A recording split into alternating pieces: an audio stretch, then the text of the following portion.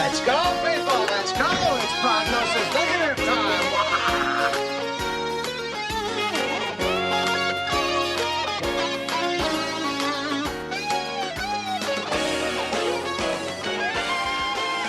Hi, this is Eric, and welcome back to another Prognosis Negative presents Cinema Quickie number 11, The Marvels. Once again, it is another rainy, drizzly day here in the parking lot, and also a bit nippy. But that's okay. I will get through this mini review. I will respectfully dance around some spoilers because there may be some of you who are listening to this and maybe want to see this movie. So I'm not going to outright spoil anything major. All right. I was thinking ahead of time that I was probably going to skip this movie, which would have been the first time I've ever skipped a movie in the theater from the MCU universe. To be fair, I never saw Iron Man and the Incredible Hulk at the cinema because I just wasn't really that interested in more superhero movies at the time when those movies came out. But everything from Iron Man 2 onwards I had seen in the theater, and you know, things have not been great for the most part in Phase 4 and Phase 5 and MCU. So I was kind of thinking this was going to be the first that I was going to skip and then just catch later on Disney Plus or whatever. But a few things happened recently that kind of changed my mind. One is that I actually recently rewatched the entire MCU from Iron Man 1 all the way up to the movie that came after Endgame, which was the second Spider-Man Far From Home. So I actually have seen all of those recently in my mind. And then I decided to go back and finish the Secret Invasion Disney Plus series, which I have already seen all the Disney Plus MCU series that came out before that, including also the Netflix stuff. But anyway, when Secret Invasion came out, there was other good things streaming at the time. And after I watched the first episode of Secret Invasion, I was just very much not into it. So I kind of dropped it and put it on hold a couple months ago. Well, I came back after rewatching all those other MCU movies, and I finished Secret Invasion. I mean, I'm not trying to review the entire MCU of late, but Secret Invasion is just not good. It's a lot of talking, and it's a lot of talking about MCU in-universe politics and situations that are just kind of really uninteresting to me, and some of this will carry on over into the Marvels. I mean, my lack of interest about some of these things going on with some of the alien species in the MCU. And then I started, and I'm now halfway through Loki season 2. That's actually kind of interesting, but even though it's interesting, the Loki series almost feels like it's in its own place in the MCU, like a little bit separated from the other happenings, even though there is some connective stuff going on. I don't know why this stuff is so difficult to explain. Like, if you're already into the MCU, then you know exactly all I'm talking about. And then if this is just not your thing, this is all just going to sound like ridiculous madness to you. I mean, I apologize. But anyway, after going through all this stuff recently, I kind of thought, oh, you know what? I can't help it. Even though I wasn't enthusiastic about this movie, I just want to be informed just for myself, to know what's going on with the state of things in the MCU universe, like in universe. So I decided to give this one a go. And if you know me, you should also know that the first Captain Marvel movie, while I very much anticipated it at the time when it was coming out, I really didn't enjoy it. And after the fact, I really didn't like it at all. And it's actually my least favorite of all the MCU films that have ever come out, is Captain Marvel. So yeah, you know, the deck was stacked against me coming into the Marvels. So I've seen it now, and it's not a terrible movie. It's not a terrible MCU movie. But for me, it's definitely not a great MCU movie either. Like, it's just kind of there for me. I'm not saying it's the same as, but it's similar to how I feel about the Eternals movie, which I also don't think that was bad. It's just kind of just there for me. In the case of the Eternals, I kind of felt like there was so much more potential there. That movie could have been so much more. With this particular movie, The Marvels, I don't know how you would make it more or better unless the whole thing was revamped from top to bottom. And I mean, probably more from a story perspective. So we kind of have three main protagonists in this movie, the three Marvels, essentially. And you have Rambeau. I'm not sure if she's Captain Rambeau, but there's Rambeau. And, you know, that was a character that was sort of introduced in the first Captain Marvel movie. And I'm just going to say how I feel. I have nothing against the character, but kind of like the movie, this character just exists and is just there. But I don't really feel any compassion or attachment or much connection or empathy with the character as depicted in the MCU. There is Miss Marvel, who's the youngest, and she is part of the reason I kind of wanted to see the movie, because she's portrayed by a young, I believe, Pakistani actress, Iman Vellani, and she is just kind of this spunky, self-deferential, young teen person character. And I have seen her in her Disney Plus series, which no one watched, like Secret Invasion. And while her series started off unappealing to me in the first episode or two, I stuck with it, and I actually kind of liked it in a way. Again, I'm not trying to get into a whole dissertation on the MCU, but a little bit in the way I kind of like Peter Parker as a character, as a young superhero dealing with high school. Ms. Marvel, in her human life, non-superhero life, is a little Peter Parker-y, and I always appreciate that. And again, the actress herself she just comes across as really warm and bright and innocent in a good way. So yeah, she's a good reason to come in. And then there's Captain Marvel, of course, played by Brie Larson. And something about her character as Captain Marvel, there were a lot of aspects about her I did not enjoy in her first movie or in her appearance in Endgame.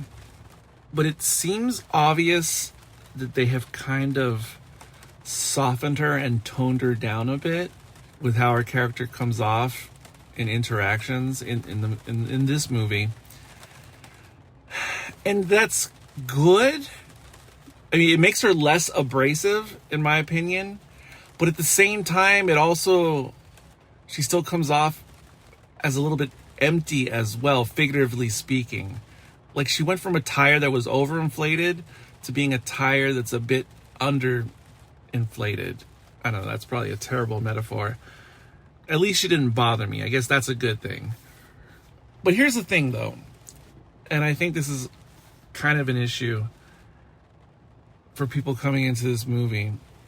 If you have only seen the MCU movies, yes, you'll know a little bit about the Rambeau character, but not much, to be honest. And I think there's a lot of things that if you haven't watched all the Disney Plus stuff, will just kind of be, I don't know if confusing is the right word, or just what are these new characters and what are these things? Because it's not just the co-protagonist, but there's some other side characters as well that you wouldn't have seen before if you haven't watched the Disney Plus series. So I think it's a bit of an issue for a lot of people probably coming into this, because you might think that you had missed MCU movies. And I think that's just an extra hurdle for this movie to deal with, because if you haven't watched WandaVision, you haven't watched the Ms. Marvel series, and they also use some key terminology that comes up a lot in the Loki series, but I just feel like there's a lot that could really make a person, a viewer, a fan lost if they haven't taken the time to watch all these other adjacent series. And I don't know, that just seems like a major difficulty in trying to build broad appeal for this type of movie. The score is very bland and forgettable. I'm just saying, like, it just sounds like a random generic Avengers type of themed score, but just kind of there. Like, it reminds me if they did like an Avengers inspired score for like a Marvel video game or a Marvel animated series. I know there's been some positive reviews out there in the media, so if you're into cat humor or cat gags, I don't know what to call it, okay, there's something going on there. There's another curious scene that I will just describe as a bit melodic, and the issue, if I want to call it an issue I have with that scene, is that it's a little bit of a bold move, but Marvel or Feige or the director or somebody, it seems like they were afraid to commit to it. I don't know, maybe the scene didn't play well in pre-screenings or something, because I feel like there was probably more to the scene before, but it kind of seemed like to me that in post, perhaps, this is just me theorizing, they kind of pulled back on this scene and kind of like subdued it, which I'm just speculating, but I don't think that did any favors. If you're going to do it, do it. If you're not going to do it, probably don't do it. So I know this sounds cryptic, but I'm just trying not to spoil things. Another issue, just maybe it just applies to me, but when the MCU goes into space, as it has done in multiple films, but like this film, obviously, a good part of it takes place in space or around the galaxy or somewhere. Whenever that comes up in the MCU, it always reminds me of how well the Guardians of the Galaxy movies in particular depicted space and the galaxy and the universe and whatever. Like, generally, they are like the standard or the high mark for MCU space. So when I see something else in MCU that takes place in space, I can't help but compare it to Guardians of the Galaxy, and almost nothing else comes close. The closest a non-Guardians of the Galaxy movie came to depicting space in a cool way was, I guess, Thor Ragnarok. But every other MCU film that involves space, to me, just feels much less inspired and just not as fun and cool as the way Guardians of the Galaxy does. So this movie also falls in that category of, oh man, why can't space be fun like it is when Tom Gunn is in charge? So that's just another thing I have to deal with the movie. There are definitely a couple nice surprises at the end. I think there was some other things they played with here in post, because I suspect the way they intended it to work was the movie would end, you get like the pre-credits, and then you get like a mid-credit scene, and then you get the regular credits, and then you'd have a post-credit scene. I'm assuming that's probably what they meant to do, but I think they were afraid that people would just walk out and they would miss the post-credit scene. So instead, what I think they did is what should have been a mid-credit scene, they just put it at the quote-unquote end of the movie, did the pre-credits, and then you get your end credit. Well, it would have been the end credit, but it's mid-credit. I'm sorry. I feel like this whole review is probably super confusing and most people don't care. But for those of you who really care about Marvel movies or the MCU, I guess I'm speaking to that crowd. But those surprises are nice. in general, but it just feels weird tacked onto a Marvel movie that comes across as middling to me. Now, of course, I know they didn't want it to come across as middling. It's not like that's what Disney's plan was, but that's where we are. I don't know. I almost feel bad because I almost feel like I'm piling on this movie. But another thing this suffers from that other lesser Marvel movies suffer from is you have a super lame villain or antagonist, and it's surely not the actress's fault or anything like that. It's just, if this was a television series, she's just like the villain of the week. Basically, I mean, that's all I can say.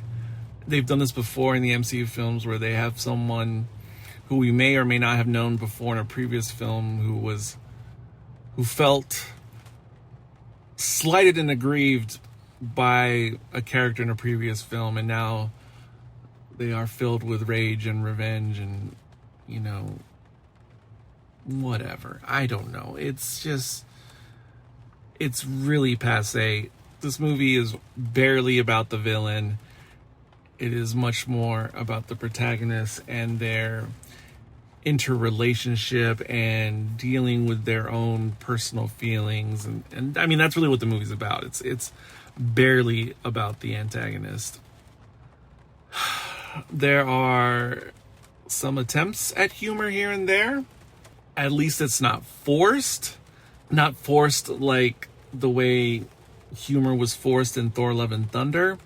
And the humor, I wouldn't classify it as cringe, as the kids say.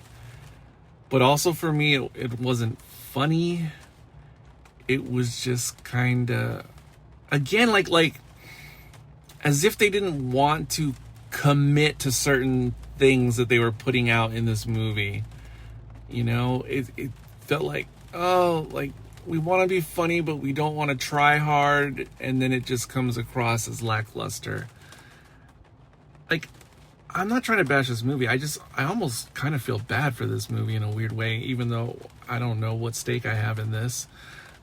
And finally, I will just say that overall, the movie really came across to me as if Disney Plus was producing a straight-to-stream Disney Plus MCU film. That doesn't mean it's necessarily bad.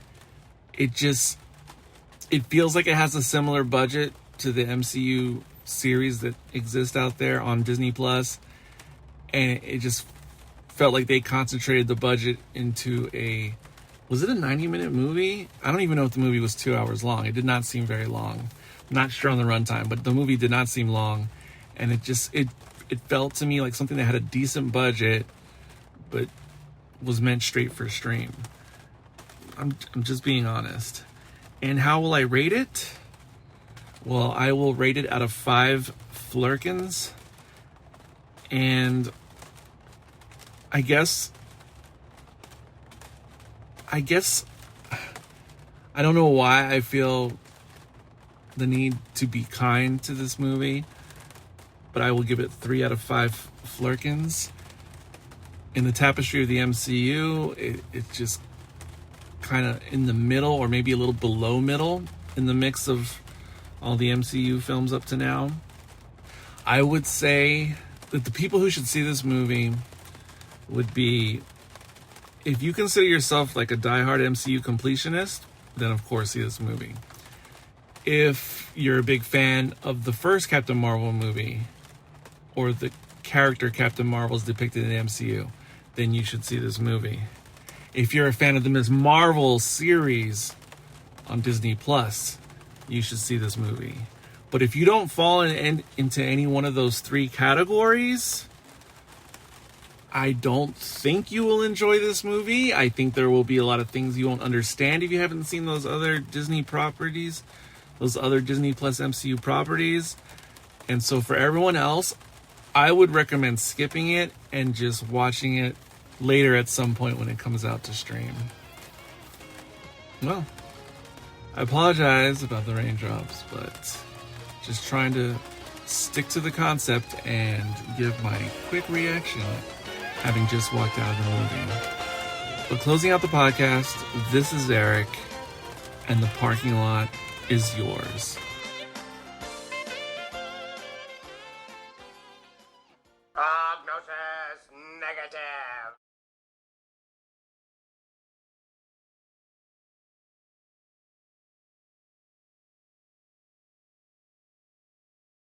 And if you know me, there was a certain actress who unexpectedly showed up. And I'm not talking about that one. I'm talking about the one that came later. And that kind of made my day.